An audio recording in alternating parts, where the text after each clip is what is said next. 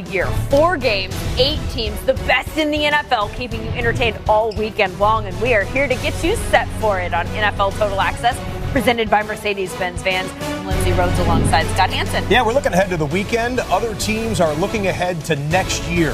3 coaching hires on Wednesday, and the latest of which, Adam Gase, fired New Year's Eve by the Miami Dolphins, hired by the New York Football Jets. He was under 500 in his 3 seasons with the Dolphins, but he was over 500 in the AFC East. 10-8 was his record in the division. So the very rare news that a coach leaving one divisional foe and coaching another in back-to-back years comes to us on this Wednesday. Ian Rappaport, you got the news to us first here. Ian, what can you tell us on the new head coach of the Jets?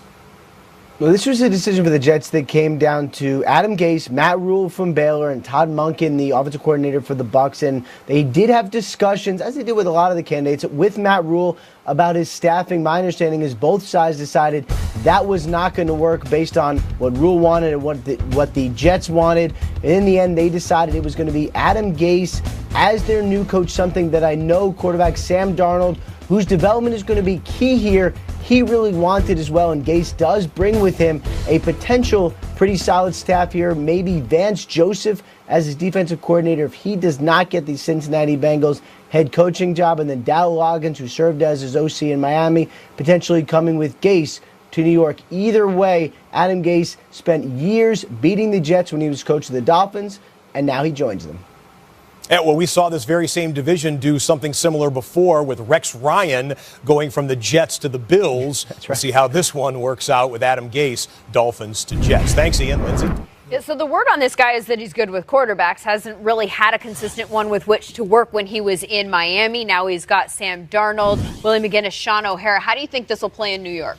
I like it. I like the hire for Adam Gase. I like the hire for Sam Darnold. I like the offensive mind and the relationship that I think Adam Gase will have with Sam Darnold. When you look at his track record, who wouldn't want to go play under his system that helped Peyton Manning throw 55 touchdowns in 2013? That's the kind of system I want to run if I'm a quarterback.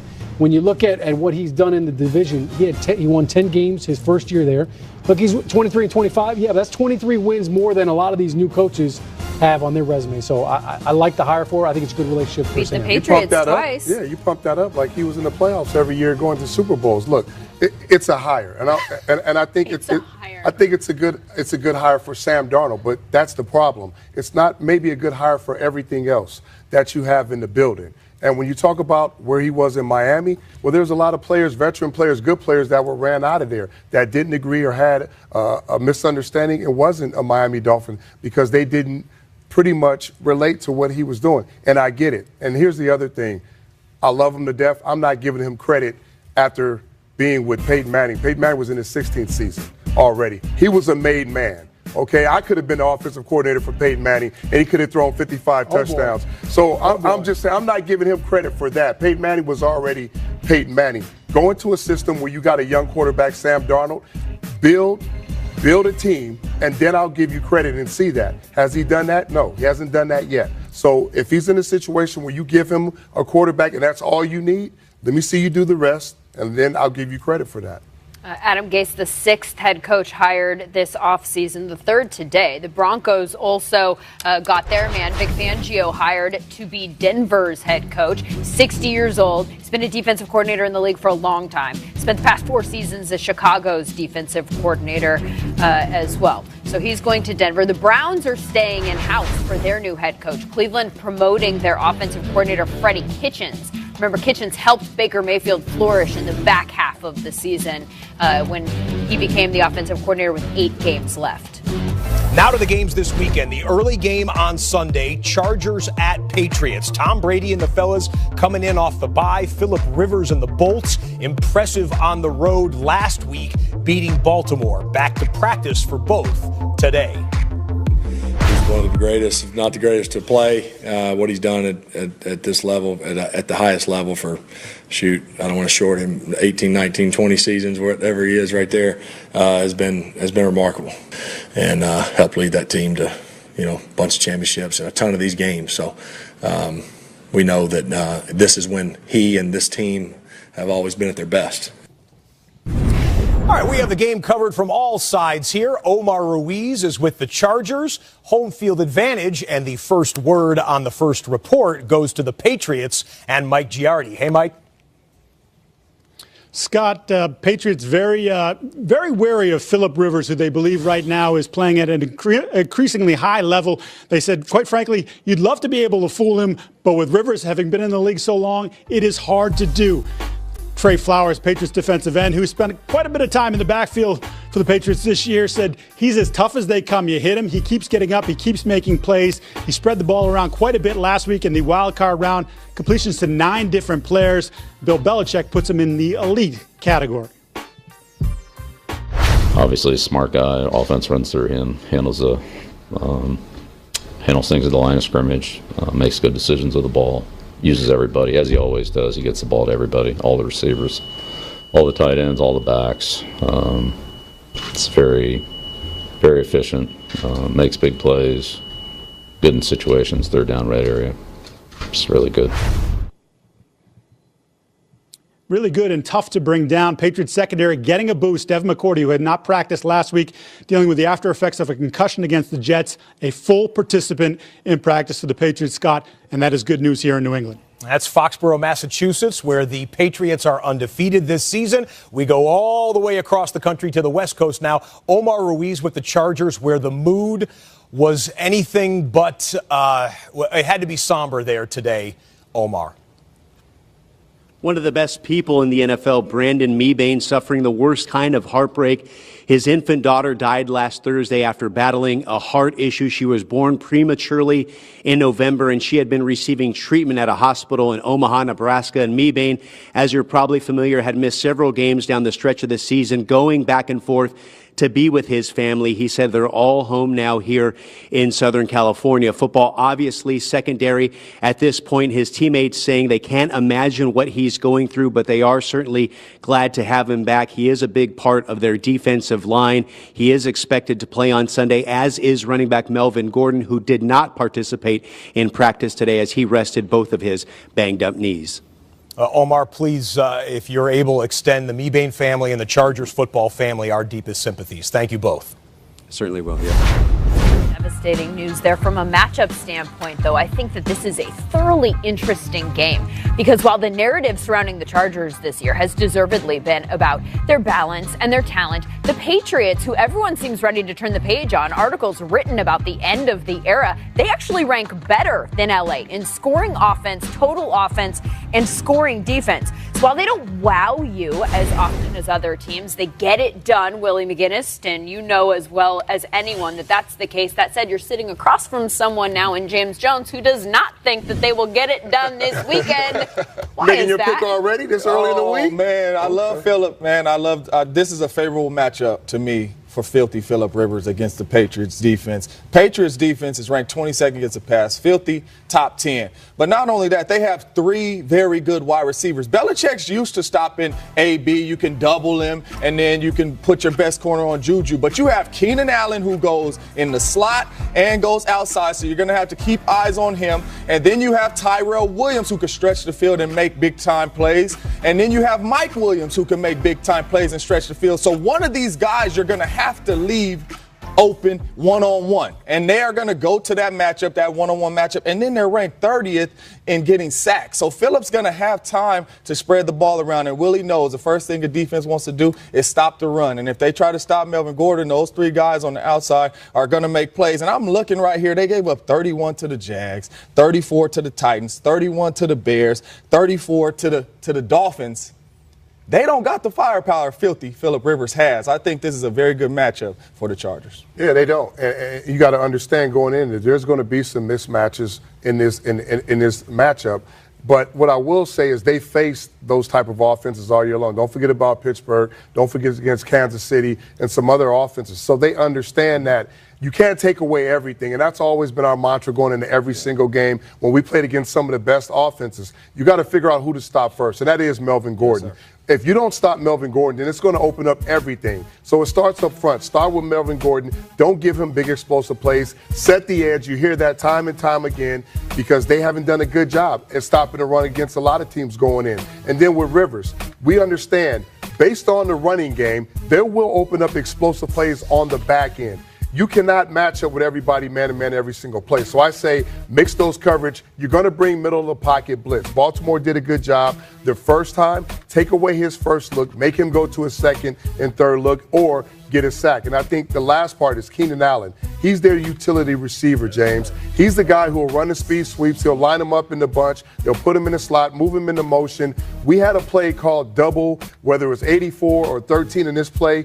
We're going to double him some plays and play zone on the back end, but there's other times where we're going to play just straight zone and make him throw the ball out front and break down and make a play. But if there's one guy you got to eliminate, I would say from doing a lot of good things, it's Keenan Allen, because he can hurt you, which opens up a plays for all the other 5 or 6 or 7 guys. Don't forget about Hunter Henry. It's a tough challenge. Yeah, it's a tough challenge, but they've been able to do that in certain games. The question is, can they do that in this game? Hunter Henry, the tight end who was activated this week, might see him for the first time.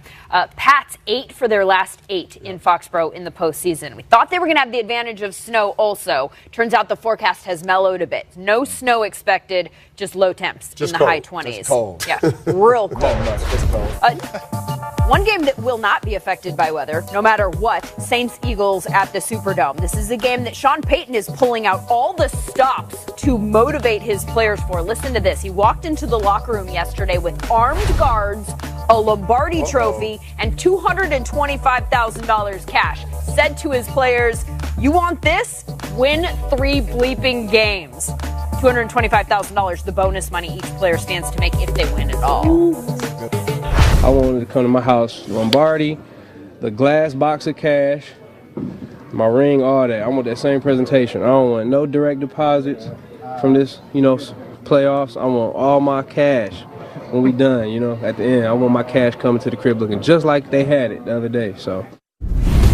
Nick Foles, game-winning touchdown pass late in the fourth quarter to win Super Bowl 52. And then the next time we saw him in a postseason game, this last weekend in Chicago at Soldier Field, in the final minute of the game, a game-winning touchdown pass to advance the Eagles onto the divisional round. Foles is the first quarterback to throw a game-winning touchdown pass in back-to-back playoff games with less than 5 minutes to go in the fourth quarter since this Hall of Famer who joins us right now. Kurt Warner. Did you know that one, Kurt? You and Foles, the only 2 guys to do that. I did not. Where do you find this stuff? They make stats for everything, Scotty, everything. Well, and you've broken all the stats that we have. That's why we always have those distinguishing marks. It was Ricky Prohl in the NFC Championship game, less than 5 minutes to go. And then a week later in the Super Bowl, you hit Ike Bruce for the game winner as well. So, Foles, you're in good company right there. But Foles is a little distracted right now. He's got a heck of a task in front of him. We expect a lot of points to be needed by Philadelphia to beat the Saints. Does he keep up with Drew Brees this week? Man, it's not going to be easy, that's for sure. I mean, Drew, and if you think back to when they played him, and I know Nick Foles wasn't the quarterback, but man, they put up a 40-burger on him and were making big plays all over the place. So when I look at Foles, there's a couple things that I think he's going to have to do, and one is make those big situational throws. We've seen that from him numerous times. He did it last week. A lot of third down throws, the fourth down throw for a touchdown. He's got to keep drives going with those big situational throws. And then he's going to have to get some big throws and some easy touchdowns or at least game-changing plays in the game. What you know about the Saints is they are a big play machine. They are going to stretch the field, and Drew's probably going to get a couple easy ones in this game. That's how you have to keep up. You got to match them big play for big play, and that's what's going to be on Nick Foles' plate. Foles and Brees, a matchup of 2 quarterbacks from Westlake High School in Austin, Texas. All right, that's one of the great quarterback matchups we've got. Kurt, stand by in a couple minutes. I want to get your opinion on Brady versus Rivers. Down to just 2 head coaching vacancies now that the Jets and Browns and Broncos have found their guys, Adam Gase, Freddie Kitchens, and Vic Fangio. The latter, a 60-year-old veteran defensive coordinator who's getting his first shot at a head coaching gig following a very successful season in Chicago, where at least one of his players is real unhappy about him leaving. Prince Amukamara, clearly a fan. As are, it would appear, the people in the Broncos front office. James Palmer with them in Denver. Ian Rappaport's got the story on Kitchens' hire in Cleveland. But, James, I want to start with you. Why was Fangio the right guy for that Broncos job? Well, Lindsay, the number one thing John Elway wanted to do is he wanted to bring in someone that was brilliant on one side of the ball. Whether it was on the offensive side of the ball or the defensive side of the ball, they had to be top-notch, and they believe Vic Fangio is just that, one of the best defensive minds in all of football. And they also believe, even though Vance Joseph became a better coach in 2018 from 2017, they thought that losing culture in 17 kind of bled into 18. They want the culture to change. They believe he is a disciplinarian where players also thrive and grow underneath him. And also, it's expected that Gary Kubiak is going to come out of coaching retirement and be the offensive coordinator for Vic Fangio, who could, Lindsay, ease things up for him, as this is his first time as a head coach in the NFL. Gary Kubiak, obviously, a lot of experience. He can handle now the offensive side of things for Fangio. Fangio, a longtime coordinator, 19 years of experience at that level. Kitchens has 8 games, Ian. What did the Browns see in those games this past season that convinced them he should lead this team? Well, there was a lot to like for the job Freddie Kitchens did as an offensive coordinator. Obviously got this offense working well, got Baker Mayfield working well, and earned the respect of Baker. Clearly, this is a relationship they liked going forward, and had they, say, offered the job to Kevin Stefanski, the likelihood is that Freddie Kitchens would not stay. No doubt that was given some consideration, but this was the guy that John Dorsey, I'm told, really liked all along. It was notable they saved his interview for last, perhaps to confirm, compared against all the other candidates, what they thought. This is a leader and someone they believe is now going to be the head man and face of their franchise, obviously along with Baker Mayfield. That did mean that Greg Williams, the interim coach and, of course, defensive coordinator, was out. No surprise. This has always been the plan. And my understanding is when you have someone who's passed over for a promotion, keeping him in the building can sometimes be divisive. Not that Williams would necessarily be, but that, of course, is the fear. He did, by the way, send a thank you message to the people of Cleveland and just posted on Twitter calling them the most passionate fans in the world. Ian James, thank you very much. Another coach hired this week, Bruce Arians in Tampa Bay, who's already making headlines about his plans for the Bucs offense, and specifically, who will be executing it. This from the Rich Eisen show earlier today. So he's your guy moving forward, Jameis Winston, quarterback. There is no doubt, no doubt.